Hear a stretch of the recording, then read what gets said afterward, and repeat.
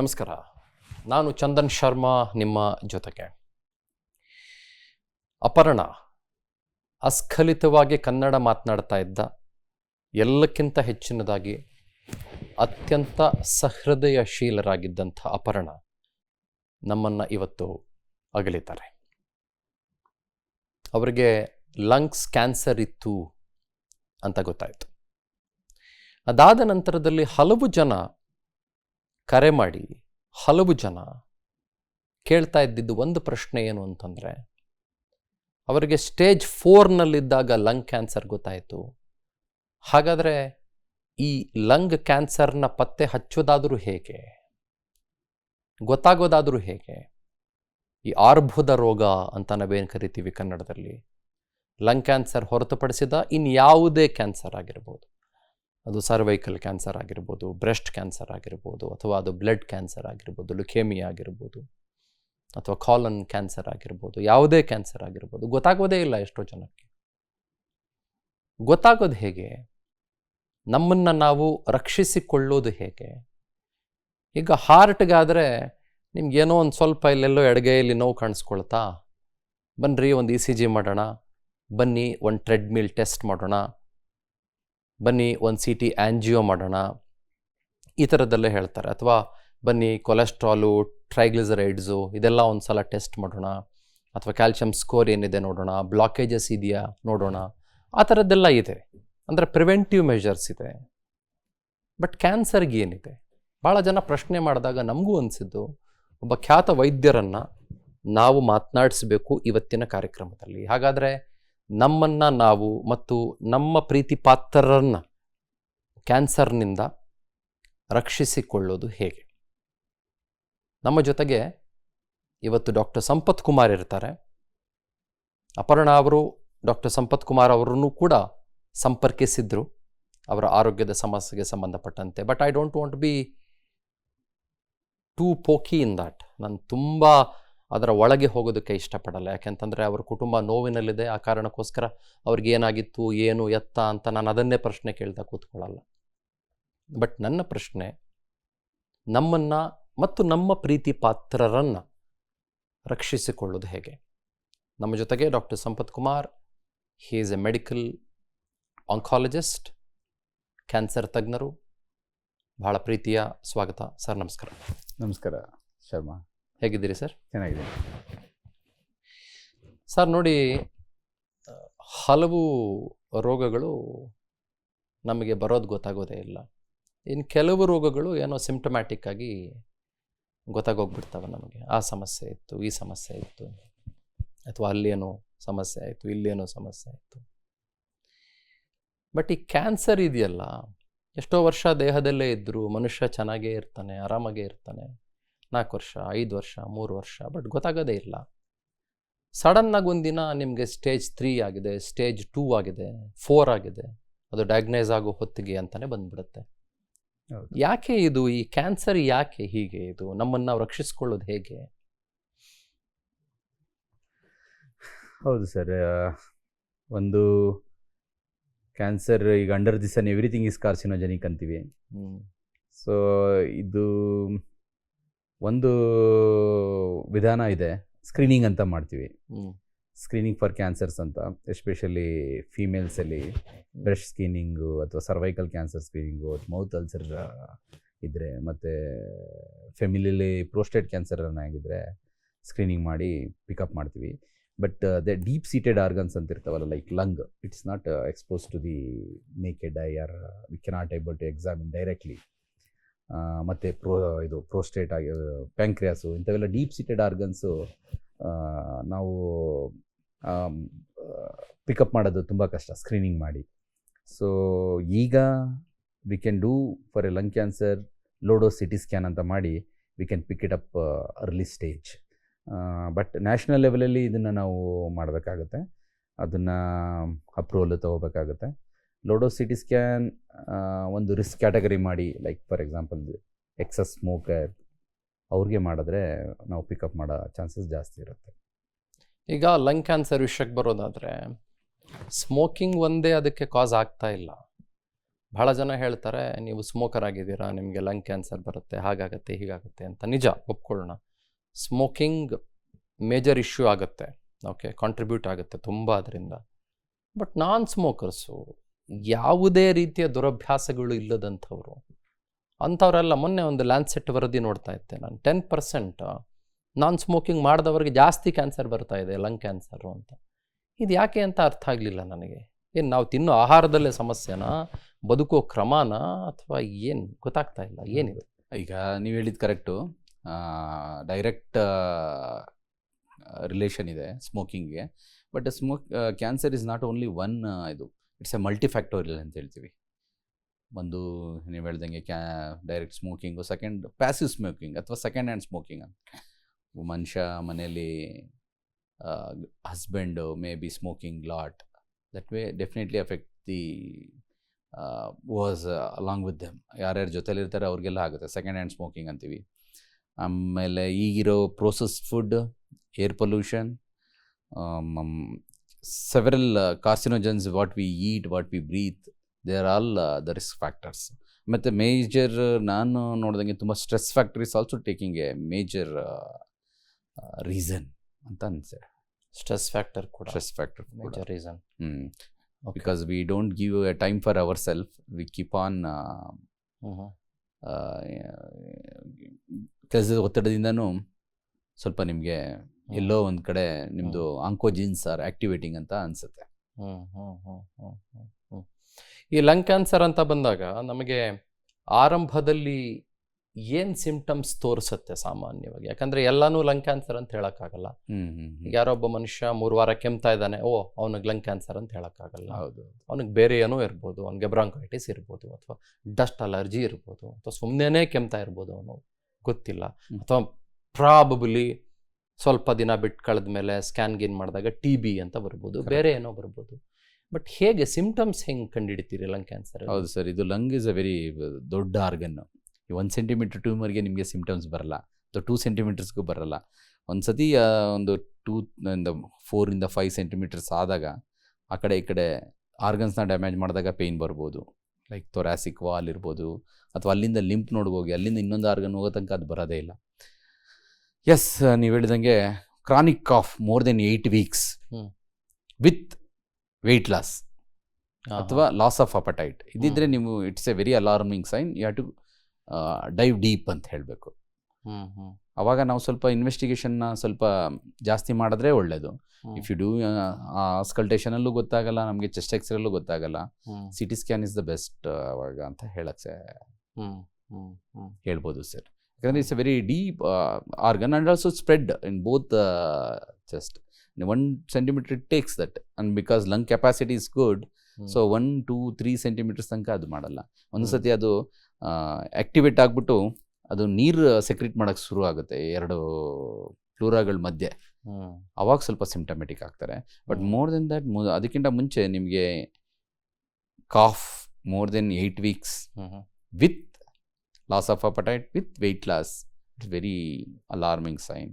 With ಒಂದೊಂದು ಸತಿ ಸ್ಫುಟಮ್ ಬರಲ್ಲ. ಯೂಶಲಿ ಸ್ಫುಟಮ್ ಏನಾದ್ರು ಬಂದರೆ ಅದು ಬ್ಲಡ್ ಟಿಂಜ್ಡ್ ಸ್ಫುಟಮ್ ಬರುತ್ತೆ, ರಕ್ತ ಮಿಶ್ರಿತ ಕಫ. ಆವಾಗ ನೀವು ಇಟ್ಸ್ ನಾಟ್ ಎ ಗುಡ್ ಅದು. Then you have to go to your primary physician who are there, ಹೇಳಬೇಕು. ಇಟ್ಸ್ ಎ ಸ್ವಲ್ಪ ಡೀಪಾಗಿ ಡೈವ್ ಮಾಡಿ ಪಿಕಪ್ ಮಾಡಬೇಕಾಗುತ್ತೆ. ನಾರ್ಮಲ್ ಎಕ್ಸ್ರೇಲಿ ಅಷ್ಟೇನು ಗೊತ್ತಾಗ್ಲಿಕ್ಕಿಲ್ಲ ಬಹುಶಃ. Normal x-ray 1 to 2 centimeters pick up ಆಗಲ್ಲ. Okay okay okay.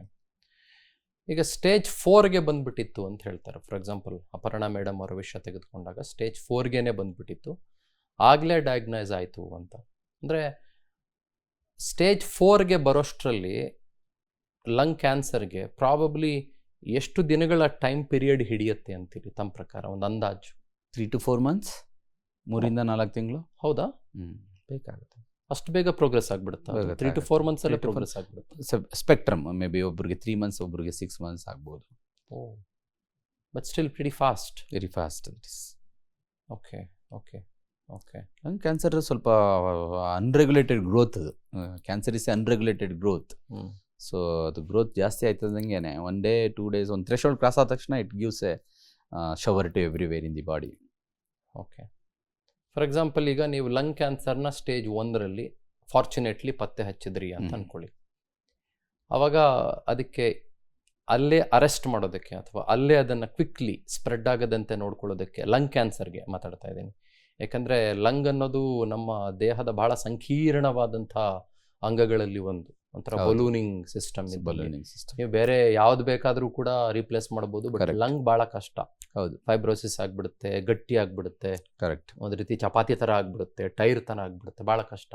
ಸೊ ಹಾಗಾಗಿ ನಾನು ಕೇಳ್ತಾ ಇದ್ದೀನಿ, ಈಗ ಸ್ಟೇಜ್ 1ನಲ್ಲಿ ಇದ್ದಾಗ ನಾವು ಅದನ್ನು ಅಲ್ಲೇ ಟ್ರೀಟ್ ಮಾಡೋದಕ್ಕೆ, ಸ್ಪ್ರೆಡ್ ಆಗದಂತೆ ನೋಡ್ಕೊಳ್ಳೋದಕ್ಕೆ ಚಾನ್ಸಸ್ ಇದೆಯಾ? ಹೌದು ಸರ್. ಸ್ಟೇಜ್ 1 ಇದ್ದಾಗ ಯೂಶ್ವಲಿ ಅದು ಅಷ್ಟು ಅಗ್ರೆಸಿವ್ ಇರಲ್ಲ. ನಮಗೆ ಪತ್ತೆ ಹಚ್ಚಿದ ತಕ್ಷಣ ಸರ್ಜರಿ ಮಾಡಿದ್ರೆ ಸರ್ಜರಿ ಒಂದೇ ಸಾಕಾಗುತ್ತೆ. Lung surgery okay. Lung surgeries ಎಲ್ಲರೂ ಹೆದರ್ಕೋತಾರೆ, ಬಟ್ ಅದು ನಾವು ನೋಡ್ದಂಗೆ ತುಂಬ ರಿಸಲ್ಟ್ ಬಂದಿದೆ, ಮತ್ತು ಅಷ್ಟು ಕಾಂಪ್ಲಿಕೇಶನ್ಸು ಇರಲ್ಲ compare to the abdomen surgery. Lung surgery is very easy and also it's a curable. Stage 1 up to 3 it's a curable. Stage 1 to 3 is curable ಅಲ್ಲ ಲಂಗ್ ಕ್ಯಾನ್ಸರ್. ಸ್ಟೇಜ್ 1ನಲ್ಲಿ ಇದ್ದಾಗ ನೀವು ಸರ್ಜರಿ ಮಾಡ್ತೀವಿ. Stage 2, 3 ಇದ್ದಾಗ ನಾವು have to use both surgery, radiation and chemotherapy, ಅದು sometimes immunotherapy ಈಗ ಹೊಸ್ದಾಗಿ ಬಂದಿರೋದು. ಇವಿಷ್ಟು ಯೂಸ್ ಮಾಡಿ ವಿ ಕ್ಯಾನ್ ಟ್ಯಾಕಲ್. ಅವಾಗ ಒಂದು 3 to 4 months ಟ್ರೀಟ್ಮೆಂಟ್ ಬೇಕಾಗುತ್ತೆ. ಬರೀ ಸರ್ಜರಿ ಇದ್ದರೆ ಬರೀ 1 monthಲ್ಲಿ ಮುಗಿಯುತ್ತೆ, ಮೇ ಬಿ 2-3 weeksಲ್ಲಿ ಮುಗಿಯುತ್ತೆ. ಓಕೆ. ಆಮೇಲೆ ನೀವು ಇನ್ನೊಂದು ಮಾತು ಹೇಳ್ತಾ ಇದ್ರಿ, ಕ್ಯಾರ್ಸಿನೋಜೆನಿಕ್ ಫುಡ್ಸ್ ತುಂಬ ಆಗಿಬಿಟ್ಟಿದೆ ಅಂತ ನೀವು ಹೇಳ್ತಾ ಇದ್ರಿ. ಈಗ ನಾವೆಲ್ಲ ಮಾತಾಡ್ತಾ ಇರ್ತೀವಲ್ಲ, MSG, ಮೋನೋಸೋಡಿಯಂ ಗ್ಲೂಟಮೇಟ್, ಅದ್ರ ಬಗ್ಗೆ ನಾವು ಮಾತಾಡ್ತಾ ಇರ್ತೀವಿ, ಅಥವಾ ಟೇಸ್ಟಿಂಗ್ ಪೌಡರ್ ಅಂತ ನಾರ್ಮಲ್ ಲ್ಯಾಂಗ್ವೇಜ್ ಹೇಳಬೇಕು ಅಂತಂದರೆ ಅದು, ಅಥವಾ ಬಣ್ಣಗಳು ನಾವು ಬಳಸೋದು. ಈಗ ನಾವು ಏನು ತಿಂದರೂ ಏನು ಬಳಸಿದ್ರು ಕೂಡ ಕ್ಯಾನ್ಸರಸ್ಸು ಅನ್ನೋ ಥರದಲ್ಲಿ ಇದ್ಬಿಟ್ಟಿದೆ. ಈಗ ನಾವು ಕುಡಿಯುವ ಗಾಳಿಯಿಂದ ಹಿಡಿದು, ನೀರಿಂದ ಹಿಡಿದು, ತಿನ್ನೋ ಆಹಾರದವರೆಗೂ, ಮತ್ತು ವೆಜಿಟೇಬಲ್ಸ್ಗೆ ಬಳಸುವ ಪೆಸ್ಟಿಸೈಡ್ಸಿಂದ ಎಲ್ಲನೂ, ಆಮೇಲೆ ನಿಮಗೆ ಮೋಸ್ಟ್ ಇಂಪಾರ್ಟೆಂಟ್ಲಿ ಕಾಯಿನ ಹಣ್ಣು ಮಾಡೋದಕ್ಕೆ ಬಳಸುವಂಥ ಕೆಲವು ಕೆಮಿಕಲ್ಸ್ಗಳವರೆಗೂ ಎಲ್ಲ ಕ್ಯಾರ್ಸಿನೋಜೆನಿಕ್ಕು, ಕ್ಯಾನ್ಸರ್ ಕಾರಕ ಅಂತ. ಮತ್ತು ಹೆಂಗೆ ಬದುಕೋದು ಹೆಂಗೆ ಜನ ಅಂತ? It's $1 million question. Nobody has a answer. ಇದಕ್ಕೆ ಯಾವುದೂ ಆನ್ಸರ್ ಇಲ್ಲ. ಸೊ ನಾನು ಹೇಳ್ದಂಗೆ you should be prepare to accept the any result and you should fight back ಅಂತ. ನೀವು ಹೇಳ್ದಂಗೆ ಕರೆಕ್ಟ್, ಎಕ್ಸಸ್ ಫರ್ಟಿಲೈಸರ್ಸ್ ಯೂಸ್ ಮಾಡ್ತಾರೆ, ಇಳುವರಿ ಜಾಸ್ತಿ ಬರಲಿ ಅಂತ. All are carcinogenic only. ಅದನ್ನು ರೆಗ್ಯುಲೇಟರಿ ಬಾಡಿನೇ ನೋಡ್ಕೋಬೇಕಾಗತ್ತೆ. ಅದಕ್ಕೆ most probably organic food is going more nowadays. Organic industry ಅನ್ನೋದು ಕೂಡ ನಿಮಗೆ ಎಷ್ಟರ ಮಟ್ಟಿಗೆ ನಂಬೋದು ಅಂತ ಗೊತ್ತಿಲ್ಲ ಸರ್. ಅದು ಕೂಡ ಭಾಳ ಜನ ನಿಜವಾಗಿಯೂ ಆರ್ಗ್ಯಾನಿಕ್ ಇಂಡಸ್ಟ್ರಿನ ಇಟ್ಕೊಂಡು ಚೆನ್ನಾಗಿ ಮಾಡ್ತಾ ಇದ್ದಾರೆ, ಬಟ್ ಇನ್ನು ಸುಮಾರು ಜನ ಫೇಕ್ ಆರ್ಗ್ಯಾನಿಕ್ ಇಂಡಸ್ಟ್ರಿಗಳನ್ನು ನಡೆಸ್ತಾ ಇದ್ದಾರೆ. ಆರ್ಗ್ಯಾನಿಕ್ ಅಂದರೆ ಅದರ ಸರ್ಟಿಫಿಕೇಶನ್ಗಳೇ ಬೇರೆ ಇದ್ದಾವೆ, ಬಟ್ ನೀವು ಜನಕ್ಕೆ ಆರ್ಗ್ಯಾನಿಕ್ ಅಂತ ಏನು ಮಾರಿದ್ರು ಜನ ಪಾಪ ನಂಬಿಡ್ತಾರೆ. ಅವ್ರಿಗೇನು ಗೊತ್ತಿದೆ ಆರ್ಗ್ಯಾನಿಕ್ ಅಲ್ವಾ ಅಂತ, ಹೆಸರು ಹಾಕ್ಬಿಟ್ರೆ ಸಾಕು ಆರ್ಗ್ಯಾನಿಕ್ ಅಂತ, ಜನ ನಂಬಿಡ್ತಾರೆ. ಹೌದು ಅಲ್ವಾ? ಹೌದು ಸರ್. ಸೊ ಹಾಗಾಗಿ there are lot of problems ಆ ವಿಷಯದಲ್ಲಿ ಕೂಡ ಅಂತ ನಾನು ಭಾವಿಸ್ತೇನೆ. ಸರ್, ಇನ್ನೊಂದು, ಈ ಲಂಗ್ ಕ್ಯಾನ್ಸರ್ ಬಗ್ಗೆನೇ ಮತ್ತೆ ಮಾತಾಡಬೇಕು ಅಂತಂದಾಗ, ಈ ಲಂಗ್ ಕ್ಯಾನ್ಸರ್ನ ನೀವು ಲೋಡೋ ಸ್ಕ್ಯಾನ್ ಅಥವಾ CT ಸ್ಕ್ಯಾನ್ ಅಥವಾ ಎನಿ ಸ್ಕ್ಯಾನ್ ನೀವು ಫೈಂಡ್ ಔಟ್ ಮಾಡಿದ ನಂತರದಲ್ಲಿ ಏನು ಕಾಣಿಸುತ್ತೆ ನಿಮಗೆ? ನಿಮಗೇನು ಲಂಗ್ಸಲ್ಲಿ ಏನಾದರೂ ಊದ್ಕೊಂಡಿರೋ ಥರದ್ದು ಕಾಣಿಸುತ್ತಾ, ಅಥವಾ ಲಿಂಪ್ ನೋಡ್ಗಳು ಎನ್ಲಾರ್ಜ್ ಆಗಿರೋ ಥರ ಕಾಣಿಸುತ್ತಾ, ಅಥವಾ ಗಾಯ ಥರ ಕಾಣಿಸುತ್ತಾ? ಏನು ಕಾಣಿಸುತ್ತೆ ನಿಮಗೆ? CT ಸ್ಕ್ಯಾನ್ ಮಾಡಿದಾಗ ನಮಗೆ ಒಂದು ಲಂಪ್ ಥರ ಅಥವಾ ಮಾಸ್ ಥರ ಕಾಣಿಸುತ್ತೆ. 2 into 3 centimeter ಇರ್ರೆಗ್ಯುಲರ್ ಆಗಿರ್ಬೋದು ಅಥವಾ ರೆಗ್ಯುಲರ್ ಆಗಿರ್ಬೋದು. ಒಂದು. ಎರಡನೇದು ಲಿಂಪ್ ನೋಡ್ಸ್ಗಳಿದ್ರೆ, yes, that's also one of the reason. But ನಿಮಗೆ ಗಾಯ ಥರ ಇರಬೇಕು ಅಂದರೆ ಬ್ರಾಂಕೋಸ್ಕೋಪಿ ಮಾಡೇ ನೋಡಬೇಕಾಗುತ್ತೆ. ಅದರ ಬ್ರಾಂಕೋಸಲ್ಲಿ ಏನಾದರೂ ಗಾಯಗಳಿದೆಯಾ? ಒಂದೊಂದ್ಸತಿ ಬ್ರಾಂಕೋಸಲ್ಲಿ ಇರುತ್ತೆ, ಸೊ ಅಲ್ಲಿ ಗಾಯ ಇರುತ್ತೆ. ಅವಾಗ ಅಲ್ಲಿಂದ ಬಯಾಪ್ಸಿ ತಗೋತೀವಿ, ಅದನ್ನು ಪ್ರೂವ್ ಮಾಡ್ಬೋದು. ಅದನ್ನ ಫೈಂಡ್ ಔಟ್ ಮಾಡಬೇಕು, ಲಂಗ್ ಕ್ಯಾನ್ಸರಾ ಇಲ್ಲ ಅಂತ ಫೈಂಡ್ ಔಟ್ ಮಾಡ್ಬೇಕಂದ್ರೆ ಬಹುಶಃ ಬಯಾಪ್ಸಿ ಬೇಕೇ ಬೇಕು. ಟಿಶ್ಯೂ ತಗೊಂಡು ಬಯಾಪ್ಸಿ ಕಳಿಸ್ತೀರಾ ಅಂತ? ಟಿಶ್ಯೂ ತಗೊಂಡು ಬಯಾಪ್ಸಿ ಕಳಿಸ್ಲೇಬೇಕಾಗುತ್ತೆ. ಓಕೆ. ಅಂದರೆ ಲಂಗ್ಸ್ ಮೇಲೆ ಏನೋ ಊದ್ಕೊಂಡಿದೆ ಅನ್ನೋ ಕಾರಣಕ್ಕೆ ಎಲ್ಲವೂ ಲಂಗ್ ಕ್ಯಾನ್ಸರ್ ಅಲ್ಲ ಅಂತ ನೀವು ಹೇಳ್ತಾ ಇರೋದು? ಎಲ್ಲವೂ ಲಂಗ್ ಕ್ಯಾನ್ಸರ್ ಅಲ್ಲ, ಅದಷ್ಟು. ಒಂದೊಂದ್ಸತಿ ಬಿನೈನ್ ಟ್ಯೂಮರ್ಸು ಬರುತ್ತೆ, ಸಿಂಪಲ್ ಆಗಿರೋ ಟ್ಯೂಮರ್ಗಳು ಬರ್ಬೋದು, ಬಟ್ ಅದನ್ನು ನಾವು ಹಂಗೆ ಲೇಬಲ್ ಮಾಡೋಕ್ಕಲ್ಲ. Unless we do biopsy we cannot label it as ಇದು. ಆ ಕ್ಯಾರೆಕ್ಟರಿಸ್ಟಿಕ್ ಇರ್ಬೋದು, ಒಂದೊಂದ್ಸತಿ ಮಾಸ್ ಜೊತೆ ಲಿಂಪ್ ನೋಡ್ ಇರುತ್ತೆ, ಒಂದೊಂದ್ಸತಿ ಕ್ಯಾಲ್ಸಿಫಿಕೇಶನ್ ಇರುತ್ತೆ. ಇದನ್ನೆಲ್ಲ ನೋಡಿಕೊಂಡೇ ನಾವು ಮಾಡ್ತೀವಿ. ಬಟ್ ನಾವು ಕೊನೆಗೆ ಸ್ಟ್ಯಾಂಪ್ ಮಾಡೋವಾಗ ನಮಗೆ ಬಯಾಪ್ಸಿ ರಿಪೋರ್ಟ್ ಇರಬೇಕು, ಡಬಲ್ ಕನ್ಫರ್ಮೇಷನ್ ಮಾಡೇ ಮಾಡ್ತೀವಿ. ಅತಿ ಹೆಚ್ಚು ಮೇಕಪ್ ಬಳಸೋದ್ರಿಂದ ಕೂಡ ಕೆಲವು ರೀತಿಯ ಕ್ಯಾನ್ಸರ್ಗಳು ಬರ್ಬೋದು, ಅಥವಾ ನೇಲ್ ಪಾಲಿಷ್ ಬಳಸೋದ್ರಿಂದ, ಆ ನೇಲ್ ಪಾಲಿಷ್ ಬಳಸಿರ್ತಾರೆ, ಆ ಉಗುರು ಕಡಿತಾ ಇರ್ತಾರೆ, ಅದರಿಂದ ಕ್ಯಾನ್ಸರ್ ಬರ್ಬೋದು, ಆ ಥರದ್ದೆಲ್ಲ ಮಾತಿದೆ. ಇದೆ ಸರ್, ಇದೆ. ಎಕ್ಸಸ್ ಮೇಕಪ್ಪಿಂದ ಲಂಗ್ ಕ್ಯಾನ್ಸರ್ಗೆ we don't have a data. But like kidney ಮತ್ತು ಮಲ್ಟಿಪಲ್ ಮೈಲೋಮಾ ಅಂತೀವಲ್ಲ, ಹೇರ್ ಡೈ ಮಾಡೋದು, ಅದರಿಂದ ನಮಗೆ ಗೊತ್ತಾಗಿದೆ. Oh I see. CKD, chronic kidney disease, chronic kidney ಅಲ್ಲ, ರೀನಲ್ ಕ್ಯಾನ್ಸರ್ಸ್. ಓ ರೀನಲ್ ಕ್ಯಾನ್ಸರೇ ಬರ್ಬೋದು, ಯಾಕಂದರೆ ಎಲ್ಲ ಅಲ್ಲಿಂದನೇ ಎಕ್ಸ್ಕ್ರೀಟ್ ಆಗಬೇಕಲ್ವಾ. ಅದೊಂದು. ಆಮೇಲೆ ಹೇರ್ ಡೈ, ಹೇರ್ ಜಾಸ್ತಿ ಬಣ್ಣ ಹಚ್ಚಿರೋದ್ರಿಂದ ಬರುತ್ತೆ. ಓ ಹೇರ್ ಡೈ ಬಳಸೋದ್ರಿಂದ, ಅದಕ್ಕೆ ಅಮೋನಿಯಾ ಫ್ರೀ ಹೇರ್ ಡೈ ಆ ಥರ ಮಾಡ್ತಾರೆ ಅಂತೆಲ್ಲ ಹೇಳ್ತಾರೆ. ಅಮೋನಿಯಾ ಫ್ರೀ, ಕ್ಯಾನ್ಸರ್ ಮುಕ್ತವಾದಂತಹ. ಸರಿ, ಕ್ಯಾನ್ಸರ್ ಸೆಲ್ಸ್ ಹೇಗೆ ಅಂತಂದರೆ ನಮ್ಮ ದೇಹಕ್ಕೆ ಬರೋದೇ ಗೊತ್ತಾಗೋದೇ ಇಲ್ಲ. ಭಾಳ ಜನ ತುಂಬ ಸಿಂಪಲ್ಲಾಗಿ ಹೇಳ್ತಾ ಇದ್ರು, ಕ್ಯಾನ್ಸರ್ ಸೆಲ್ ಬರುತ್ತೆ, ನಮ್ಮ ದೇಹದ ನಾರ್ಮಲ್ ಸೆಲ್ಗಳ ಪಕ್ಕ ಕೂತ್ಕೊಂಡು hey I am your friend ಅಂತ ಹೇಳುತ್ತೆ, ನಮ್ಮ ಸೆಲ್ ಗೊತ್ತಾಗೋದೇ ಇಲ್ಲ ಅಂತ, ಆಮೇಲೆ ಅದು ಅಟ್ಯಾಕ್ ಮಾಡೋಕ್ಕೆ ಶುರು ಮಾಡ್ಕೊಳ್ಳುತ್ತೆ ಅಂತ. ಅಂದರೆ ಭಾಳ ವರ್ಷ ಗೊತ್ತಾಗೋದೇ ಇಲ್ಲ ಜನಕ್ಕೆ, ಗೊತ್ತಾಗಲ್ಲ. ಕೆಲವು ತಿಂಗಳುಗಳ ಕಾಲ ಅಂತೂ ಜನ ಗೊತ್ತಾಗೋದೇ ಇಲ್ಲ. ಹೌದು. ಸೊ ಬಟ್ ಇದಕ್ಕೆ ಸ್ಕ್ರೀನಿಂಗ್ ಅಂತ ಬಂದಾಗ ನಾವು ಲಂಗ್ಸ್ ಬಗ್ಗೆ ಮಾತಾಡ್ತಾ ಇದ್ದೀವಿ, ಸರಿ ಆಯಿತು, ಓಕೆ. ಬಟ್ ಇಲ್ಲಿ ಇನ್ನೊಂದು ಮಾತಿದೆ.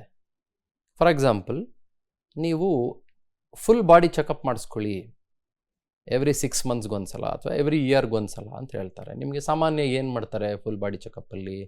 ನಿಮಗೆ ನಾರ್ಮಲ್ ರೂಟೀನ್ ಬ್ಲಡ್ ಚೆಕಪ್ ಮಾಡ್ತಾರೆ, ಅಥವಾ ಲಿವರ್ ಫಂಕ್ಷನ್ ಟೆಸ್ಟ್ ಮಾಡ್ತಾರೆ, ರೀನಲ್ ಫಂಕ್ಷನ್ ಟೆಸ್ಟ್ ಮಾಡ್ತಾರೆ, ಲಿಪಿಡ್ಸ್ ಮಾಡ್ತಾರೆ, ನಿಮಗೆ ಕೊಲೆಸ್ಟ್ರಾಲ್ ಇದೆಯಾ, ಟ್ರೈಗ್ಲಿಸರೈಡ್ಸ್ ಇದೆಯಾ, ಅದೆಲ್ಲ ನೋಡ್ತಾರೆ ನಿಮಗೆ. ಅದರ ಜೊತೆಗೆ ವೈಟಮಿನ್ಸ್ ನೋಡ್ತಾರೆ ನಿಮಗೆ, ಬೇರೆ ಬೇರೆದೆಲ್ಲ ನೋಡ್ತಾರೆ ನಿಮಗೆ. ಅದರಲ್ಲಿ ಗೊತ್ತಾಗುತ್ತಾ ಸರ್ ನಾರ್ಮಲ್ CBCಲಿ ಏನಾದರೂ ಕ್ಯಾನ್ಸರ್ ಏನಾದರೂ ಗೊತ್ತಾಗುತ್ತಾ? CBCಲಿ ಲುಕೇಮಿಯಾ ಅದು ಒಂದು 8 ಬರುತ್ತೆ, ಲುಕೇಮಿಯಾ ಬ್ಲಡ್ ಕ್ಯಾನ್ಸರ್ ಇದ್ದರೆ. But solid tumours like lung ಆಗಲಿ ಅಥವಾ ಬ್ರೆಸ್ಟ್ದಾಗಲಿ ಅಥವಾ ಕೋಲಾನ್ದಾಗಲಿ ಗೊತ್ತಾಗಲ್ಲ. ಗೊತ್ತಾಗಲ್ಲ. ಅದಕ್ಕೆ ನಾವು ಇಮೇಜಿಂಗೇ ಮಾಡಬೇಕು. ಇಮೇಜಿಂಗ್ ಅಂದರೆ CT ಸ್ಕ್ಯಾನ್. ಮತ್ತು ನಿಮ್ಗೆ ಇನ್ನೂ ಪರ್ಫೆಕ್ಷನ್ ಬೇಕು ಅಂದರೆ PET CT scan. Usually PET scan ಅದು usually it's a cancerous tumour ಅಂದರೆ it will give a light, red colour light ಬರುತ್ತೆ. ಆ ಥರ ಇದೆ ಈಗ, if you want to go more. But ಅದಕ್ಕೆಲ್ಲ ನಮಗೆ ನ್ಯಾಷನಲ್ ಲೆವೆಲಿಂದ ಪರ್ಮಿಷನ್ ಬೇಕಾಗ್ಬೋದು. PET CT ಸ್ಕ್ಯಾನ್ ಈಗ ಒಂದು 500 ಜನಕ್ಕೆ ಮಾಡಿದ್ರೆ ಒಬ್ಬಕ್ಕೆ ಪಿಕಪ್ ಆದರೆ that is not a worth of doing. ಆ ಥರ ನಾವು ಅದನ್ನು ಒಂದು ಇದು ಮಾಡಿಕೊಂಡು ಮಾಡ್ಬೋದು. CT scan is there, PET CT scan. ಈ ESR blood test, erythro rate, sedimentary rate ಅಥವಾ CRP, ಸಿ ರಿಯಾಕ್ಟಿವ್ ಪ್ರೋಟೀನು, ಅದು ಸ್ವಲ್ಪ ಯಾವುದೇ ಇನ್ಫೆಕ್ಷನ್ ಇದ್ರೂ ಜಾಸ್ತಿ ಆಗಿದೆ. ಅದೇ ಸಪೋರ್ಟಿವ್ ಅವೆಲ್ಲ ಸರ್, ಡಯಾಗ್ನೋಸ್ಟಿಕ್ಸ್. ಬಟ್ ಅದು ಯಾವುದೇ ಇನ್ಫೆಕ್ಷನ್ ಅಂತ ಅನ್ಕೋಬಹುದು, ಅದು ಕ್ಯಾನ್ಸರ್ಗೆ ರಿಲೇಟ್ ಮಾಡೋಕ್ಕಾಗಲ್ಲ. ಆಗಲ್ಲ. ಓಕೆ. ಬಟ್ ಸ್ಟಿಲ್ CRP ತುಂಬ ಜಾಸ್ತಿ ಇದ್ದು ಹಲವು ತಿಂಗಳುಗಳ ಕಾಲ ಜಾಸ್ತಿ ಇದ್ರೆ ಏನೋ ಸಮಥಿಂಗ್ ಇಸ್ ದೇರ್, ಏನೋ ಇನ್ಫ್ಲಮೇಷನ್ ಇದೆ ದೇಹದಲ್ಲಿ, ಏನೋ ಇನ್ಫೆಕ್ಷನ್ ಇದೆ ಅಂತ ಪಿಕಪ್ ಸಮಸ್ಯೆ ಇದೆ. ಬಟ್ ಏನು ಅಂತ ಗೊತ್ತಾಗ್ಲಿಕ್ಕಿಲ್ಲ, ಬಹುಶಃ ಫರ್ದರ್ ಡಯಾಗ್ನೋಸಿಸ್ ಮಾಡಬೇಕಾಗುತ್ತೆ ಅಂತ ನಾನು ಭಾವಿಸ್ತೇನೆ. ಓಕೆ.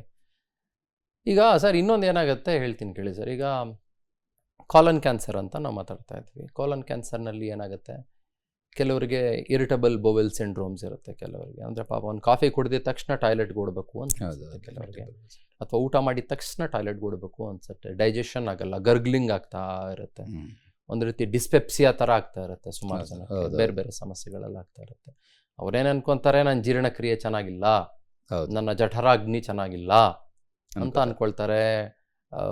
ಓವರ್ ದಿ ಕೌಂಟರ್ ಹೋಗ್ತಾರೆ, ಡೈಜಿನ್ ತೊಗೊಳ್ತಾರೆ, ಅಥವಾ ಬೇರೆ ಏನೋ ತೊಗೊಳ್ತಾರೆ, ಪ್ಯಾಂಡಿ ತೊಗೊಳ್ತಾರೆ, ಬೇರೆ ಏನೇನೋ ಮಾತ್ರೆಗಳನ್ನು ತೊಗೊಂಡ್ಬಿಡ್ತಾರೆ. ಅದು ಕಂಟಿನ್ಯೂಸ್ ಆಗಿ ಅವ್ರಿಗೆ ವರ್ಷಾನ್ಗಟ್ಲೆ, ತಿಂಗಳಾನ್ಗಟ್ಲೆ ಆಗ್ತಾನೇ ಇರುತ್ತೆ. ಅಂಥವ್ರು ಯಾವಾಗ ಸರ್ ಅಲಾರ್ಮಿಂಗ್ ಅಂತ, ಯಾವಾಗ ಸರ್ ಈ ಡೈಜೆಷನ್ ಇಶ್ಯೂಸ್ ಇರೋರಿಗೆ may be there is something serious ಅಂತ ಅನ್ಸೋದು ಯಾವಾಗ ಸರ್? ಬ್ಲಡ್ ಇನ್ ಸ್ಟೂಲಲ್ಲಿ ಅದು ಅಲಾರ್ಮಿಂಗ್ ಸೈನ್. ಓಕೆ. ಮತ್ತು ನಾನು ಹೇಳ್ದಂಗೆ ಮುಂಚೆನೆ ವೆಯ್ಟ್ ಲಾಸ್ ಆಗೋದು, ಎರಡನೇದು ಅಪಟೈಟ್ ಲಾಸ್ ಆಗೋದು. ವೆಯ್ಟ್ ಲಾಸ್ ಯಾಕಾಗುತ್ತೆ ಅಂದರೆ ನಿಮ್ಮ cancer cells will take up all your glucose. It don't give an glucose to you, it make you weak ಅಚ್ಚಾ ಜಲ್ದಿ ಫೆಟ್ಟಿಗೆ ಆಗ್ಬಿಡ್ತೀರಾ. ಈಗ ಸುಮಾರು ಒಂದು 10 ನಿಮಿಷ ಮಾಡ್ತಿದ್ದ ಕೆಲಸ ನಿಮ್ಗೆ 5 ನಿಮಿಷಕ್ಕೆ ಫೆಟ್ಟಿಗೆ ಆಗ್ಬೋದು, ಅಥವಾ 2 ನಿಮಿಷಕ್ಕೆ ಫೆಟ್ಟಿಗೆ ಆಗ್ಬೋದು. ಅದು ಬ್ಲಡ್ ಇನ್ ಸ್ಟೂಲ್, ಮತ್ತು ವೆಯ್ಟ್ ಲಾಸ್, ಮತ್ತು ಲಾಸ್ ಆಫ್ ಅಪಟೈಟ್, ಮತ್ತು ಬೌಲ್ ಹ್ಯಾಬಿಟ್ಸು ಚೇಂಜ್ ಆಗಿಬಿಡುತ್ತೆ. ಒಂದು ಸತಿ ಏನೋ ನಿಮಗೆ ಡಯರಿ ಆಗ್ತಿದ್ದು ಕಾನ್ಸ್ಟಿಪೇಷನ್ ಆಗಿಬಿಡುತ್ತೆ. ಕಾನ್ಸ್ಟಿಪೇಷನ್ ಡಯರಿ ಆಲ್ಟರ್ನೇಟಾಗಿ ಆಗಕ್ಕೆ ಶುರು ಆಗುತ್ತೆ. ಅವೆಲ್ಲ ಬೌಲ್ ಹ್ಯಾಬಿಟ್ಸ್ ಚೇಂಜ್ ಆದಾಗ್ಲೂ ಅಲಾರ್ಮಿಂಗೆ ಅದು. ಅದಕ್ಕೊಂದು ಕೊಲೊನೋಸ್ಕೋಪಿ ಮಾಡಿಸ್ಕೊಳ್ಳೋದು ಒಳ್ಳೇದಾ? ಕೊಲೊನೋಸ್ಕೋಪಿ ಮಾಡಿಸ್ಕೋಬೇಕು, ಕೊಲೊನೋಸ್ಕೋಪಿ ಮಾಡಿದ್ರೆ. ಓಕೆ. ಬಟ್ ಸುಮಾರು ಜನಕ್ಕೆ ಸ್ಟ್ರೆಸ್ಸಿಂದ IBS ಇರುತ್ತೆ. ಹೌದು, ಸ್ಟ್ರೆಸ್ಸಿಂದ IBS. ಸ್ಟ್ರೆಸ್ಸಿಂದ ಏನು ಬೇಕಾದ್ರೆ ಆಗ್ಬೋದಿಲ್ಲ. ಕಾರ್ಡಿಯಾಯಿಂದ ಹಿಡಿದು, ಲಂಗಿಂದ ಹಿಡಿದು, irritable bowl syndrome, mental issues, everything. And ಕೆಲವರು ಜನಕ್ಕೆ ಅದು ಪ್ಲಗ್ ಇನ್ ಕೂಡ ಆಗ್ಬಿಡುತ್ತೆ. ಅಂದರೆ IBS ಇದ್ದಿದ್ದು ನಿಂತು ಹೋಗ್ಬಿಡುತ್ತೆ, ಚೆನ್ನಾಗೂ ಆಗ್ಬಿಡ್ತಾರೆ ಕೆಲವರು. ಸ್ಟ್ರೆಸ್ ಫ್ರೀ ಆದರೆ ಆಗಿದೆ. ಅಫ್ಕೋರ್ಸ್ ಕ್ವೈಟ್ ರೇರ್ ಕೇಸಸ್ನಲ್ಲಿ ಈ ಥರದ್ದಾಗುತ್ತೆ. ಸರ್, ಇನ್ನೊಂದು, ಈ pancreatic cancer is set to be the most dangerous cancer. ಕರೆಕ್ಟಾ? ಹೌದಾ? ಹೌದು ಸರ್, ನೀವು ಅವಾಗಲೇ ಹೇಳಿದ್ನಲ್ಲ, ಅದು that's also very deeper than the lung. So ಅದಕ್ಕೆ ನಮಗೆ ಸಿಂಪಲ್ ಅಲ್ಟ್ರಾಸೌಂಡ್ ಆಗಲಿ ಗೊತ್ತೇ ಆಗಲ್ಲ, ಅಥವಾ ನಿಮಗೆ ಎಕ್ಸಾಮಿನೇಷನಲ್ಲೂ ಪಿಕಪ್ ಆಗಲ್ಲ. ನಮ್ಗೆ ಅವಾಗ CT scan, PET CT scan ಮೋರೇನೆ ಹೋಗಬೇಕಾಗತ್ತೆ. ಮೋಸ್ಟ್ ಆಫ್ ದಿ ಟೈಮ್ ಏನಾಗುತ್ತೆ, ಏನಕ್ಕೆ ಪ್ಯಾಂಕ್ರಿಯಾಸಿಗೆ ತುಂಬ ಡೇಂಜರ್ ಅಂದರೆ, ತುಂಬ ಜನ ಹೊಟ್ಟೆ ನೋವನ್ನ ಗ್ಯಾಸ್ಟ್ರೈಟಿಸ್ ಅಂತಲೇ ಟ್ರೀಟ್ ಮಾಡ್ಕೋತಾ ಇರ್ತಾರೆ. Once it crosses the threshold, ಏನು ಮಾಡೋಕ್ಕಾಗ್ತಿಲ್ಲ ಅಂದಾಗಷ್ಟೇ ಅವರು will come to the medical help. ಏನಾಗಿದೆ ಗೊತ್ತಾ ಸರ್, ಭಾಳ ಜನ ಒಳ್ಳೆ ಆಹಾರ ಪದ್ಧತಿ ಇಟ್ಕೊಂಡು, ಆರ್ಗ್ಯಾನಿಕ್ ಫುಡ್ಡೇ ತಿನ್ಕೊಂಡು, ಮನೇಲಿ ಬೆಳೆದಿರೋ, ತೋಟದಲ್ಲಿ ಬೆಳೆದಿರೋ ಆಹಾರನೇ ತಿನ್ಕೊಂಡು, ದಿನಕ್ಕೊಂದು 45 ನಿಮಿಷ ವಾಕಿಂಗ್ ಮಾಡಿಕೊಂಡು, ಸ್ಟ್ರೆಸ್ ಫ್ರೀ ಲೈಫ್, 9 ಗಂಟೆಗೆ ನಿದ್ದೆ ಮಾಡಿಕೊಂಡು, ವೀಕೆಂಡ್ಗಳಲ್ಲಿ ಕ್ರಿಕೆಟ್ ಆಡಿಕೊಂಡು, ಬ್ಯಾಡ್ಮಿಂಟನ್ನು, ಟೆನ್ನಿಸ್ ಆಡಿಕೊಂಡು, ಭಾಳ ವಾಟ್ ಅ ಲೈಫ್. ಇವರಿಗೆ ಕೊಲೆಸ್ಟ್ರಾಲ್ ಭಾಳ ಕಡಿಮೆ ಇದೆ, ಆಮೇಲೆ LDL ಇಲ್ಲ, ಎಲ್ಲ ಇದೆ, ಎಲ್ಲ ಚೆನ್ನಾಗಿದೆ. ಟ್ರೈಗ್ಲಿಸರೈಡ್ ಸಿಕ್ಕಾಪಟ್ಟೆ ಕಡಿಮೆ ಇದೆ, ಎಂಥ ಚೆನ್ನಾಗಿದ್ದಾರೆ ಇವರಿಗೆ. ಅಂಥವ್ರಿಗೆಲ್ಲ ಇಲ್ಲ, ಅವ್ರ ಕ್ಯಾನ್ಸರ್ ಬಂದ್ಬಿಡ್ತು.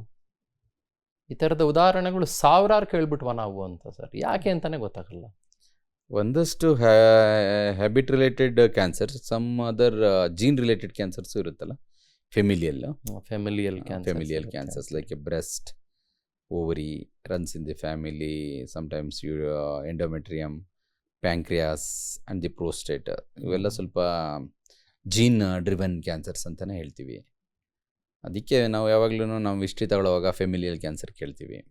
ಫೆಮಿಲಿ ಅವಾಗ ಫಸ್ಟ್ ಡಿಗ್ರಿ ರಿಲೇಟಿವ್ಸ್ ಲೈಕ್ ಅಕ್ಕ, ತಂಗಿ, ಅಣ್ಣ, ತಮ್ಮ, ಅಥವಾ ಸಿಬ್ಲಿಂಗ್ಸು, ಮತ್ತು ಮದರ್, ಫಾದರ್ ಇದ್ದರೆ we look for the genetic causes also. ಈಗ ಸುಮಾರು, ಫಾರ್ ಎಕ್ಸಾಂಪಲ್, ಅಂಜಲಿನಾ ಜೋಲಿ ಅಂತ ಕೇಳಿರ್ಬೇಕಲ್ವ, ಅವರು ಆಂಟ್ಗಿತ್ತು ಬ್ರೆಸ್ಟ್ ಕ್ಯಾನ್ಸರ್ ಅಂತ ಹೇಳ್ಬಿಟ್ಟು BRCA1, BRCA2 ಅಂತ ಹೇಳ್ತೀವಿ ಅದನ್ನು ನಾವು. ಅವಳು ಪ್ರೊಫ್ಲಾಕ್ಟಿಕಲಿ ಸರ್ಜರಿ ಮಾಡಿಸ್ಕೊಬಿಟ್ರು, ಬ್ರೆಸ್ಟ್ ಸರ್ಜರಿ. ಪ್ರೊಫ್ಲಾಕ್ಟಿಕ್ ಸರ್ಜರಿ ಅಂತ ಮಾಡಿಸ್ಕೊಬಿಟ್ರು. That's was not in India. ಅದೇ ಇಂಡಿಯಾದಲ್ಲಿ ಇನ್ನೂ ಅವೇರ್ನೆಸ್ ಬೇಕು ಅದಕ್ಕೆ. ಬಟ್ ಅವ್ರು ನೋಡಿ ಆ ಥರ ಬಂದ್ಬಿಡುತ್ತೆ ಅನ್ನೋದು ಒಂದೇ ಅಲ್ಲ. ಈಗ ಆಂಟ್ಗಿತ್ತಲ್ವಾ ಫಸ್ಟ್ ಡಿಗ್ರಿ ರಿಲೇಟಿವ್, ಇವ್ರಿಗೂ ಟೆಸ್ಟ್ ಮಾಡಿಸ್ತಾರೆ, ಅದೇ ಜೀನ್ ಇತ್ತು, ಆವಾಗಷ್ಟೇ ನಾವು ಸರ್ಜರಿ ಮಾಡ್ತೀವಿ. ಆ ಥರ. ಆಮೇಲೆ ನಮ್ಮಲ್ಲಿ ಇನ್ನೂ ಈ ಜೀನ್ ಬಗ್ಗೆ ಮಾತಾಡಬೇಕಾದ್ರೆ ಹೇಳ್ತಾರಲ್ಲ ಸರ್, ಈ ಕೆಲವು ಜೀನ್ಗಳನ್ನು ಸ್ಟೋರ್ ಮಾಡಿ ಇಟ್ಕೊಳ್ಳೋದು ಅಂತೆಲ್ಲ ಮಾತಾಡ್ತೀವಲ್ಲ ಸರ್ ನಾವು. ಸ್ಟೆಮ್ ಸೆಲ್ ಅಂತ, ಸ್ಟೆಮ್ ಸೆಲ್ಸ್ ಅನ್ನ ಸ್ಟೋರ್ ಮಾಡಿ ಇಟ್ಕೊಳ್ಳೋದು ಅಂತ ಹೇಳ್ತೀವಲ್ಲ, ಅದ್ರ ಬಗ್ಗೆ ಕೂಡ ಅವೇರ್ನೆಸ್ ಭಾಳ ಕಡಿಮೆ ಅಂತ ಅನ್ಕೊಳ್ತೀವಿ. ಹೌದು, ಸ್ಟೆಮ್ ಸೆಲ್ ಸ್ಟೋರ್ ಮಾಡ್ಕೊಳ್ಳೋದು ನಮ್ಮ ಆಂಕಾಲಜಿಲಿ ಅಷ್ಟು ಇದಾಗಲಿಲ್ಲ, ವರ್ಕೌಟ್ ಆಗಲಿಲ್ಲ. ಸ್ಟೆಮ್ ಸೆಲ್ ಥೆರಪಿ ಅಂತ ಮಾಡ್ತೀವಿ. ಈಗ ಅಣ್ಣಂಗೆ ಬಂದಿದ್ರೆ, ತಮ್ಮಂದು ಯೂಶ್ವಲಿ ಸ್ಟೆಮ್ ಸೆಲ್ ಸೂಟ್ ಆಗುತ್ತೆ, ಅದನ್ನು ಅವಾಗ ಟ್ರಾನ್ಸ್ಪ್ಲಾಂಟ್ ಮಾಡ್ಬೋದು. ಎಸ್ಪೆಷಲಿ ಇನ್ ಲುಕೇಮಿಯಾ, ಲಿಂಫೋಮಾ, ಮೈಲೋಮಾದಲ್ಲಿ ಮಾಡ್ತೀವಿ. ಹೌದು, ಆ ಥರದ್ದೆಲ್ಲ ಇದೆ. Yes sir. ಅದರ ಜೊತೆಗೆ ಸರ್ವೈಕಲ್ ಕ್ಯಾನ್ಸರ್ ಬಗ್ಗೆ ಬಹಳ ಅವೇರ್ನೆಸ್ ಇವಾಗ ಸುಮಾರು ಜನಕ್ಕೆ ಮೂಡ್ತಾ ಇದೆ, ತುಂಬ ಜನಕ್ಕೆ ಮೂಡ್ತಾ ಇದೆ. Ovarian cancer. ಹೌದು. ಈಗ ನೀವು wanted to divide according to the causes ಅಂದರೆ, ಈಗ ಯಾವುದರಿಂದ ಈಗ ಹ್ಯಾಬಿಟ್ ಡ್ರಿವನ್ ಕ್ಯಾನ್ಸರ್ಸ್ ಲೈಕ್ ಸ್ಮೋಕಿಂಗಿಂದ ಎಲ್ಲ ಬಾಯಿ ಹುಣ್ಣಾಗ್ಬೋದು, ಅಥವಾ ಗಂಟ್ಲು, ಇದು head and neck malignancies, lung malignancies ಆಗ್ಬೋದು. ಮತ್ತು ಇನ್ಫೆಕ್ಷನ್ ರಿಲೇಟೆಡು ಇರ್ತವೆ, ಲೈಕ್ ನೀವು ಹೇಳಿದ್ರಲ್ಲ cervical cancer. Human papilloma virus ಅಂತಿದೆ, ಅದ್ರ HPV. ಇದಕ್ಕೆ ವ್ಯಾಕ್ಸಿನ್ ಬಂದಿದೆ ಈಗ ನಮಗೆ. That's a good story about this oncological field. ಅದೊಂದು HPV ವ್ಯಾಕ್ಸಿನ್ ಪ್ರಿವೆಂಟ್ ಮಾಡ್ಬೋದು. ಮತ್ತು ಲಿವರ್ ಕ್ಯಾನ್ಸರ್ ಒಂದೊಂದು ಸತಿ ಹೆಪಟೈಟಿಸ್ B ವೈರಸ್ಸಿಂದ ಬರುತ್ತೆ, ಹೆಪಟೈಟಿಸ್ B ಇಂದ C ವೈರಸ್ಸಿಂದ ಬರುತ್ತೆ, ಅದಕ್ಕೂ ವ್ಯಾಕ್ಸಿನೇಷನ್ ಇದೆ. ಸೊ ಈ ಥರ ಒಂದಷ್ಟು ಕ್ಯಾನ್ಸರ್ಗಳು ಇನ್ಫೆಕ್ಷನ್ ಡ್ರಿವನ್ ಕ್ಯಾನ್ಸರ್ಸ್, ಅದನ್ನು ಸ್ವಲ್ಪ ಪ್ರಿವೆಂಟಬಲ್ ಅವೆಲ್ಲ. ಸೊ ವ್ಯಾಕ್ಸಿನೇಷನ್ ಮಾಡಿಸ್ಕೊಳ್ಳೋದು ಒಳ್ಳೆಯದು. ಈ ಲಿವರ್ ಕ್ಯಾನ್ಸರ್ ಬಂದಾಗ ಕೆಲವರಿಗೆ ಈ ಲಿವರ್ ಟ್ರಾನ್ಸ್ಪ್ಲಾಂಟೇಷನ್ ಕೂಡ ಮಾಡ್ತಾರೆ. ಎಷ್ಟರ ಮಟ್ಟಿಗೆ ಎಫೆಕ್ಟಿವ್ ಸರ್, ಎಷ್ಟರ ಮಟ್ಟಿಗೆ ಸರ್ವೈವಲ್ ರೇಟ್ ಇರುತ್ತೆ ಅಂಥದ್ರಲ್ಲಿ? ಇದೆ, like if it should be localised only to the liver, ಅವಾಗ ಅದು ಸಕ್ಸಸ್ ಆಗುತ್ತೆ. ಜೊತೆ ಲಿವರ್ ರಿಸೆಕ್ಷನ್ ಮಾಡ್ತೀವಿ. ನಾರ್ಮಲ್ ಆಗಿ ಇವರು ಬದುಕ್ಬೋದಾ ಲಿವರ್? ಬದುಕ್ಬೋದು, normal life. But liver resection ತುಂಬ ಜಾಸ್ತಿ ಮಾಡ್ತೀವಿ ರಾದರ್ ದೆನ್ ಲಿವರ್ ಟ್ರಾನ್ಸ್ಪ್ಲಾಂಟೇಷನ್.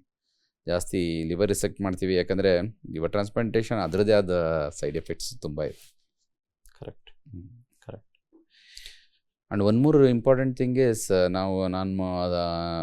ನಾನು DM ಮಾಡಿದಾಗ 10-15 ವರ್ಷದಿಂದ ನಮಗೆ ಬರೀ 6 ಡ್ರಗ್ ಇತ್ತು ಲಂಗ್ ಕ್ಯಾನ್ಸರ್ ಟ್ರೀಟ್ ಮಾಡೋದಕ್ಕೆ. ಇವತ್ತು ನಮಗೆ 30-35 ಡ್ರಗ್ಸ್ ಇದೆ. ಮುಂಚೆ ಎಲ್ಲ ಬರೀ ಒಂದು ಫ್ಯೂ ಕೀಮೋಥೆರಪೀಸ್ ಇತ್ತು. ಈಗ ಒಂದು 15-20 ಕೀಮೋ ಇದೆ. ಟಾರ್ಗೆಟೆಡ್ ಥೆರಪಿ ಒಂದು 10-15 ಇದೆ. ಇಮ್ಯುನೊಥೆರಪಿ ಒಂದು 5-6 ಇದೆ. ಸೊ ನಮಗೆ ಸರ್ವೈವಲ್ ರೇಟು ಇಂಪ್ರೂವ್ ಆಗಿದೆ. Only thing is they should come out, they should. ಬಡವ್ರು ಹೆಂಗೆ ಅಫೋರ್ಡ್ ಮಾಡೋದು ಡಾಕ್ಟರ್? ಇವಾಗ 33 drug, immunotherapy, chemotherapy, radiation, bone marrow ಎಲ್ಲ ಹೇಳ್ತೀರಿ ತಾವು, ಅಗ್ರಿ. ಬಟ್ ಈಗ ಗೌರ್ಮೆಂಟ್ ಸ್ಕೀಮ್ಸ್ ಇದೆ ಸರ್, ಅದು ವಾಜಪೇಯಿ ಆರೋಗ್ಯ ಸ್ಕೀಮ್, ಅದರಲ್ಲೆಲ್ಲ ಇದೆ. ಸೊ ಸ್ಕೀಮಲ್ಲಿ ಯೂಶ್ವಲಿ ನಾವು ಟ್ರೀಟ್ ಮಾಡ್ತೀವಿ. ಬಟ್ ಅದರಲ್ಲಿ ಜಾಸ್ತಿ ನೀವು ಹೇಳ್ದಂಗೆ ಟಾರ್ಗೆಟ್ ಇಮ್ಯುನೊಥೆರಪಿ ಎಲ್ಲ ಕೊಡೋಕ್ಕಾಗಲ್ಲ. ಬೇಸಿಕ್ ಇದ್ದೇ ಇದೆ, ಅದನ್ನು ಪ್ರೊವೈಡ್ ಮಾಡ್ತಾ ಇದ್ದಾರೆ. So many poor people are beneficiary, ತುಂಬ ಬೆನಿಫಿಟ್ ಆಗಿದೆ. ಬಟ್ ನಮಗೆ ಒಂದು ಏನು ಅನಿಸುತ್ತೆ ಅಂದರೆ, ಈಗ HIV ಬಗ್ಗೆ ಅವೇರ್ನೆಸ್ ಇದ್ದಾಗೆ ಅಥವಾ ಹಾರ್ಟ್ ಇಶ್ಯೂಸ್ ಬಗ್ಗೆ ಅವೇರ್ನೆಸ್ ಇದ್ದ ಹಾಗೆ, ಕ್ಯಾನ್ಸರ್ ಬಗ್ಗೆ, ಸರ್ವೈಕಲ್ ಕ್ಯಾನ್ಸರು, ಬೇರೆ ಬೇರೆ ಕ್ಯಾನ್ಸರ್ ಬಗ್ಗೆ ಒಂದು ಸ್ವಲ್ಪ ಅವೇರ್ನೆಸ್ ಮೂಡ್ತಾ ಇದೆ, ಒಪ್ಕೋತೀನಿ ನಾನು, ಆಯಿತಾ. But in general overall cancer screening ಒಂಚೂರು ಮ್ಯಾಂಡೇಟ್ರಿ ಆಗಿಬಿಟ್ರೆ ಭಾಳ ಒಳ್ಳೇದಾಗಬಹುದಾ ಅಂತ. ಹೌದು, ಖಂಡಿತ ನೀವು ಹೇಳಿದ್ದು ಕರೆಕ್ಟು. ನೀವು ಹೇಳ್ದಂಗೆ ಅದೇ ಲೋಡೋ CT ಸ್ಕ್ಯಾನು ಅಥವಾ PET CT ಸ್ಕ್ಯಾನು, ಸ್ವಲ್ಪ ಸ್ಕ್ರೀನಿಂಗ್ನ ಸ್ವಲ್ಪ ಜಾಸ್ತಿ ಮಾಡಿದ್ರೆ we may pick up early stages, so that ಅವಾಗ ಸಕ್ಸಸ್ಫುಲ್ ರೇಟು ಇಂಪ್ರೂವ್ ಆಗೋ ಚಾನ್ಸಸ್ ಇದೆ. Right doctor, we have lost gem of a person. Aparna ಅವರಂಥ ಗ್ರೇಟ್ ಸೌಲ್ ಒಂದನ್ನು ನಾವು ಕಳ್ಕೊಂಡಿದ್ದೀವಿ. ಹೇಳ್ತಾ ಇದ್ರಿ, ನಿಮ್ಮನ್ನು ಕೂಡ ಒಂದು ಸಲ ಬಂದವರು ಭೇಟಿಯಾಗಿದ್ದರು ಒಂದು ಸಂದರ್ಭದಲ್ಲಿ ಅಂತ. ನಾನು ಅದನ್ನು ತೀರಾ ಡೈವಿನ್ ಆಗಿ ನಾನು ಅವ್ರಿಗೇನಾಗಿತ್ತು ಅಂತೆಲ್ಲ ಕೇಳಕ್ಕೆ ಹೋಗೋದಿಲ್ಲ. ಬಿಕಾಸ್ ಅವರ ಫ್ಯಾಮಿಲಿಯ ಪ್ರೈವಸಿ ಏನಿದೆ, ನಾನು ಅದನ್ನು ಖಂಡಿತವಾಗ್ಲೂ ಕೂಡ ರೆಸ್ಪೆಕ್ಟ್ ಮಾಡ್ತೀನಿ. ಅದ್ರ ಬಗ್ಗೆ ಅವಮಾನನೂ ಇಲ್ಲ. ಅವ್ರು ಬಂದಾಗ ಆಗಲೇ ಆಲ್ಮೋಸ್ಟ್ 4th ಸ್ಟೇಜ್ಗೆ ಹೋಗಿತ್ತು ಅಂತ ನೀವೀಗಾಗಲೇ ಹೇಳಿದ್ರಿ. V have last Har, it's okay. But ಒಂದೇನು ಅಂತಂದರೆ, very unfortunate. At the same point in time ನಾವು ಎಲ್ಲರೂ ಕೂಡ ಎಚ್ಚರಿಕೆಯಿಂದ ಒಂದು ಸ್ವಲ್ಪ ಇರಬೇಕಾಗಿದೆ. ಮತ್ತು ಸರ್ಕಾರವೂ ಕೂಡ ಒಂದು ರೀತಿ ಫುಲ್ ಫ್ಲೆಡ್ಜ್ಡ್ ಆಗಿ ಸ್ಕ್ರೀನಿಂಗ್ಗೆ ನಮ್ಮ ಜೊತೆಗೆ ನಿಂತ್ಕೊಳ್ಬೇಕಾದಂಥ ಕೆಲಸ ಮಾಡಬೇಕಾಗಿದೆ ಅಂತ ನಾನು ಭಾವಿಸ್ತೀನಿ. ಹೌದು ಸರ್, ಹೌದು. Anyhow doctor, thank you so much for joining us. Thank you sir. Thank you. ಸುಮಾರು ವಿಷಯಗಳನ್ನು ಹಂಚ್ಕೊಂಡ್ರಿ. Thanks sir. I am very grateful to you. ನಮಸ್ಕಾರ. Thank you. ಇದು ಡಾಕ್ಟರ್ ಸಂಪತ್ ಕುಮಾರ್ ಅವರ ಮಾತುಗಳು. ಇನ್ಫ್ಯಾಕ್ಟ್ ಮೆಡಿಸಿನ್ ಅಥವಾ ಮೆಡಿಕಲ್ ಇಶ್ಯೂಸ್ ಬಗ್ಗೆ ಮಾತಾಡೋಕೆ ಕುಳಿತುಕೊಂಡ್ರೆ ಗಂಟುಗಟ್ಟಲೆ ಸುಮಾರು ಹೊತ್ತು ನಾವು ಚರ್ಚೆ ನಡೆಸ್ಬೋದು, ಮಾತಾಡ್ಬೋದು. ಇರಲಿ, ನನಗೆ ಇಲ್ಲಿ ಅಪರ್ಣಾ ಅವರಿಗೆ ಏನಾಗಿತ್ತು ಅನ್ನುವುದನ್ನು ತಿಳ್ಕೊಳ್ಳುವ ಕೆಟ್ಟ ಕುತೂಹಲವಂತೂ ಖಂಡಿತವಾಗ್ಲೂ ಇಲ್ಲ. ಅವರಿಗೆ ಕ್ಯಾನ್ಸರ್ ಆಗಿತ್ತು, ಸ್ಟೇಜ್ 4 ಆಗಿತ್ತು. ಕಾರಣಗಳು ಅದಕ್ಕೆ ಸಾವಿರಾರು ಇರ್ತವೆ. ಯಾಕಂದರೆ ಅವ್ರ ಕುಟುಂಬಕ್ಕೆ ನಾವು ಗೌರವ ಕೊಡುವಂಥ ಕೆಲಸ ಮಾಡಲೇಬೇಕಾಗತ್ತೆ. ಬಟ್ ನಮ್ಮ ಇವತ್ತಿನ ಉದ್ದೇಶ ಮೂಲತಃ ಆಗಿದ್ದೇನು ಅಂತಂದರೆ, ಅಪರ್ಣಾ ಅವರ ನೆನಪಿನಲ್ಲಿಯೇ ಈ ಕಾರ್ಯಕ್ರಮ ನಾನು ಮಾಡಿದ್ದು ಯಾಕೆ ಅಂತಂದರೆ, ನಾವು ನೀವು ಎಚ್ಚರಿಕೆಯಿಂದ ಇರೋಣ ಅನ್ನೋ ಒಂದೇ ಒಂದು ಸದುದ್ದೇಶದೊಂದಿಗೆ. ನಮಸ್ಕಾರ. ವಿಸ್ತಾರ, ಇದು ನಿಖರ ಜನಪರ. ಅನುಕ್ಷಣದ ಸುದ್ದಿಗಳಿಗಾಗಿ ವಿಸ್ತಾರ ನ್ಯೂಸ್ ಯೂಟ್ಯೂಬ್ ಚಾನೆಲ್ ಸಬ್ಸ್ಕ್ರೈಬ್ ಮಾಡಿ. ಹೊಸ ಸುದ್ದಿಗಳ ನೋಟಿಫಿಕೇಶನ್ಗಾಗಿ ಬೆಲ್ ಐಕಾನ್ ಕ್ಲಿಕ್ ಮಾಡಿ. ಲೇಟೆಸ್ಟ್ ಅಪ್ಡೇಟ್ಸ್ಗಾಗಿ www.vistaranews.com ವೆಬ್ಸೈಟ್ಗೆ ವಿಸಿಟ್ ಮಾಡಿ. ಅಂಗೈಯಲ್ಲೇ ಜಗತ್ತಿನ ಸುದ್ದಿ ತಿಳಿಯಲು ವಿಸ್ತಾರ ನ್ಯೂಸ್ ಕನ್ನಡ ಆಪ್ ಡೌನ್ಲೋಡ್ ಮಾಡಿ.